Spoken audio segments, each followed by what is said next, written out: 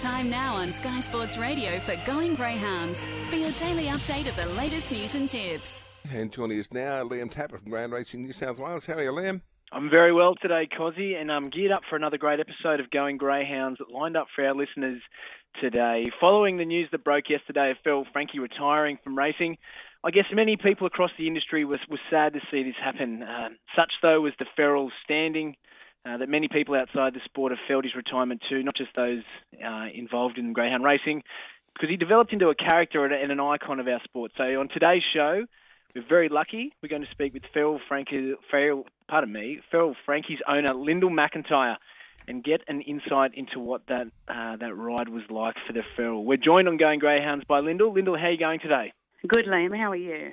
I'm very well, thank you. Thanks for taking the time to speak with us. And I know it's not the news that trainers like to hear, but how did it make you feel when you had to make that decision to retire the Feral? It was unexpected. Up until the weekend, up until Monday afternoon, it certainly wasn't the plan. But, we got a phone call from Jack, and, Jack's included in everything that we do with the dog because he knows the dog better than anybody. And he just felt the dog needed a rest. We all know he's a hard runner and he's a hard chaser. And he'd raced over 12 months, flat sticks, so to say. And he just sort of felt now was the time. We were probably taken back a little bit. It was probably a couple of months before we thought it would happen because obviously, we'd had spoken about it. But, plans change, things change. My father, he spoke to me about it because he knows more about the greyhounds than I do. And we spoke to John Budby, and he's the other owner. And we all agreed. It's sad, but we all agreed. And, we take whatever Jack says, we take on board because he spends 24/7 with Feral. So, that's where we're at. Lyndall, I know how much he means to you, but he really has captured the hearts and minds of so many, both in the sport and outside of it too. You must have enjoyed the ride that he's given you. Oh, it's amazing. I mean, if you would have, had asked me the same question 18 months ago that, we could own a dog that could be like this, we would have thought you were crazy. I mean, my dad's been with greyhounds all his life and I've had pups around us forever. And it truly is a once-in-a-lifetime dog.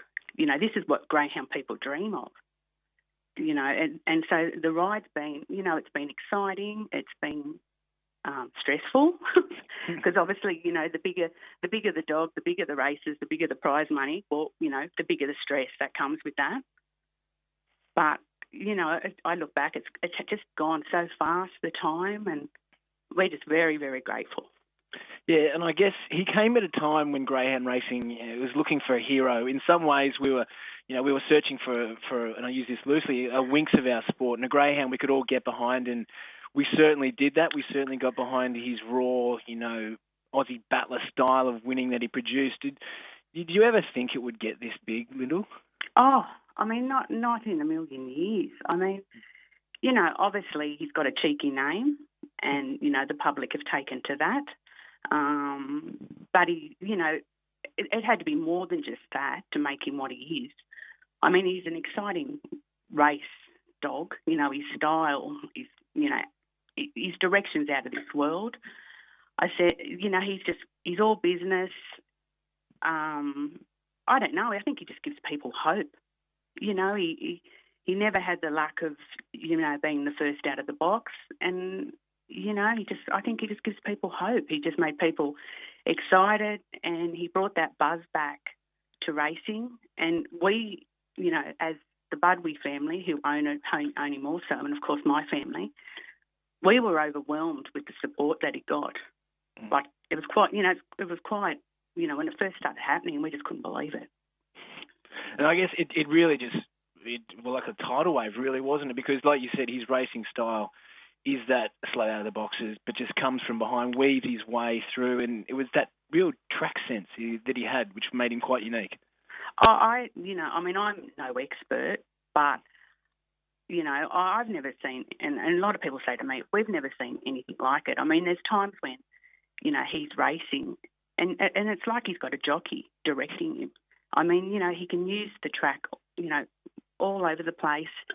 and he's just got his eye on the prize, and the strength and the speed he's got, like, you know, that backhand. I mean, it's just thrilling. It's amazing. And, you know, he comes around that final bend and the crowd love it and we love it. And, yeah, it's just what the sport needed.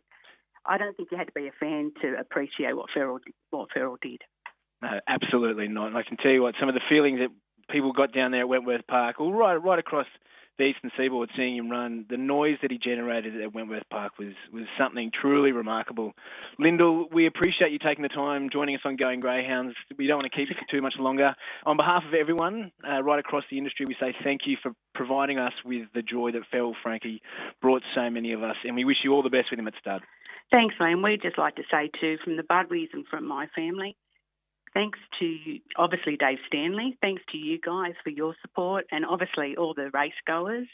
And, you know, he's down to the track. We'll have some little ferals that are going to be champions running around. Fingers well, we crossed. look forward to see what's to come. Okay, thanks, Liam. Thank you. Thank you, Lyndall. There you go, Cozzy. We farewell a greyhound who genuinely captured the hearts and the minds of so many. Feral Franky. And I'm looking forward to the names of the progeny. Can you imagine, by Feral Franky out of whatever, there can be some great names come up out of that, Liam? Oh, I tell you what, you could have some fun, couldn't you, Cozzy? Yeah. Now, following yesterday's news, there's also hopes for another big name to become a successful sire. Yeah, I guess on the back of yesterday's news on the Feral, questions would have arisen about which greyhound from that litter may be next to head to the breeding barn. And of course, the other big name out of that collision solar pack litter is the Tab $1 Million Chase champion, Good Odds Harada.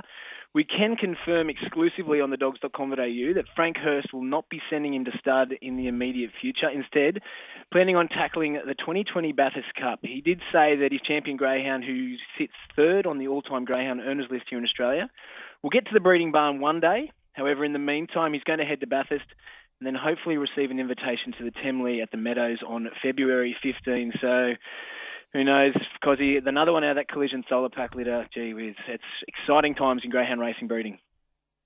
Now, what's happening with the 2020 launching pad? Yeah, that's correct. Tickets went on sale at midday yesterday, January 28. The series is open to greyhounds with 1 to 6 wins and no more than 30 starts. It provides an opportunity to win considerable prize money while racing against greyhounds at that young stage in their careers. People, if they want to get involved, they can head to sandowngreyhounds.com.au for more information. All right, now closing days of the Greyhound Racing New South Wales Bushfire Appeal. How are we travelling? Yeah, we're going quite well at the moment. It's been, obviously, we're getting down to the last final days. It's been a big month, obviously, in January. We're currently at a total of $19,300. That was the number as of yesterday. So we're almost at $20,000. There's 3 more days remaining this month, and no doubt we're going to be cheering home as many red and yellow rugs as possible. And one thing before I do go, there's been a number of updated race times over the coming days due to high temperatures. Goulburn's meeting tomorrow was originally a day meeting. However, at the request of the club, is now moved to a twilight meeting with the first race set to run at 5:04. The Ladbrokes Gardens meeting on Friday has moved from a twilight fixture to now be a night meeting, while Dubbo on Friday has also been moved back with the first set to jump at 7:43. If any participants would like more details on that, they can head to thedogs.com.au. We have an article up there right now. All right, now you've got a couple of good things for us today.